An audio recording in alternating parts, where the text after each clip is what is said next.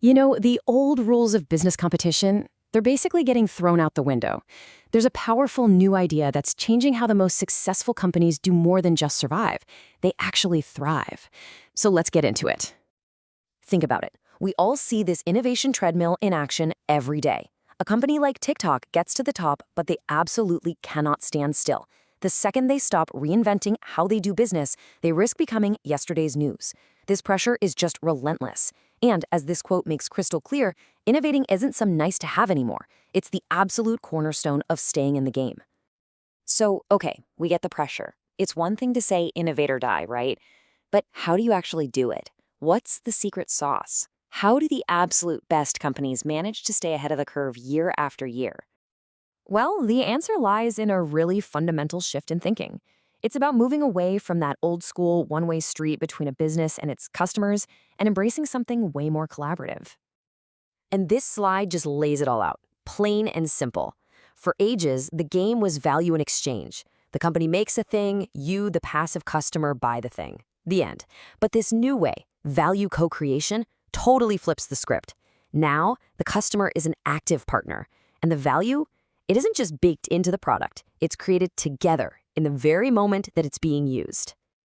So let's be super clear about what we mean by value co-creation. This is not your grandma's suggestion box, okay? We're talking about a process where the company, its customers, its partners, everybody is in the kitchen together, sharing their unique skills and knowledge. The goal isn't just a slightly better product. It's a true win-win where everyone gets to benefit from the cool stuff they build together. Okay, so that's the theory. But what does this actually look like in the wild? To really get it, we're going to dive into the story of a fintech company, Credix, that basically had to live this transformation just to keep the lights on. Credix's journey is fascinating. It happened in 3 really distinct stages. They started out, they evolved, and then they completely reinvented themselves. And here's the kicker. Every single one of these pivots happened because they were backed into a corner by a massive external threat. So first up, in the early days, Credix had this great credit factory model. It was working like a charm. The problem? Well, their idea was so good that pretty soon, everyone and their brothers started copying them. The market was flooded, and it turned into a race to the bottom. So what did they do? Did they just slash prices? Nope. They actually started listening. They got really specific about who their best customers were and what they truly needed. By redesigning their service for these specific groups, they started to build a real relationship, moving away from that one-size-fits-all approach. But just when they thought they were in the clear, bam, a whole new threat appears on the horizon, and this one was a monster.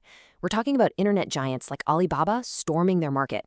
Their CEO called it a huge competitive crisis. This wasn't just about other small fish anymore. This was a battle against titans. Their response this time wasn't just to tweak things. They blew the whole model up. They realized they couldn't compete with the giants on scale, so they decided to compete on experience. They worked with their users to build something nobody else had, the industry's very first mobile credit app. The result? Absolutely staggering. Their user base exploded by 76 times in 1 year. Okay, but the story isn't over. The real test, the one that could have wiped them out completely, was still on its way. The government suddenly brought in a bunch of new regulations that made their super successful mobile business model basically impossible to grow. This was it, an existential threat. And their final pivot was the most brilliant of all. They stopped fighting for consumers directly. Instead, they started selling their amazing technology to other financial companies, turning their former competitors into partners. You see, they didn't just survive by making a better product, they survived by completely changing who they created value with. What an incredible story, right? But the best part is, it's not just a one-off. We can actually pull a kind of playbook out of this, a framework that pretty much any business can use to start co-creating value. And it's called the DART model. DART is our playbook, and it's a simple acronym for the 4 essential building blocks of any real co-creation partnership: dialogue, access, risk/benefit, and transparency. Let's dig into what each of these really means. First up is dialogue. And listen, this is way more than just having a customer service hotline. This is about creating a genuine, two-way conversation. It's about shared learning where everyone feels heard and you build a solid foundation of trust together. Next, we've got access. If you really want people to collaborate, you have to empower them. That means giving your partners real access to the tools, the information, and the knowledge they need to actually contribute. You have to level the playing field so that brilliant ideas can come from anywhere. Third is risk/benefit. This one's all about making sure everybody's got some skin in the game. For a true partnership to work, everyone involved needs to see the potential upside, but also understand the risks. When you share in the outcome, good or bad, that's when you're truly in it together. And finally, transparency. You could say this is the glue that holds the whole thing together. It's all about making sure everyone's working with the same information, that there are no secrets. When everything is open and roles are clear, you build that unbreakable trust that makes real co-creation possible. Okay, so we've got this cool DART framework. It sounds good, right? But does it actually, work? Let's look at the data and see how all these pieces come together to fuel that innovation engine. Whoa, okay, I know this looks like a complicated science diagram, but hang with me. The idea here is actually super simple. Researchers took this DART framework and actually tested how its different parts connect to a company's ability to innovate. All these lines and numbers, that's just the proof that these ideas aren't just wishful thinking. They're real and they are powerful. Just to show you what I mean, let's zoom in on just one number here, 0.484, with 3 little stars next to it. Now, this number shows the strength of the link between transparency and a firm's innovativeness. But what does it actually tell us? Those 3 little stars mean one simple thing.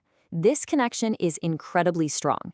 It's not a fluke, it's not a guess. What it means in plain English is the more transparent a company is with its partners, the more innovative it becomes. It's a data-proven fact. Which really just leaves us with one big question to think about. Your business, right now, is probably focused on creating value for your customers. But the real game-changing question is, who could you be creating value with?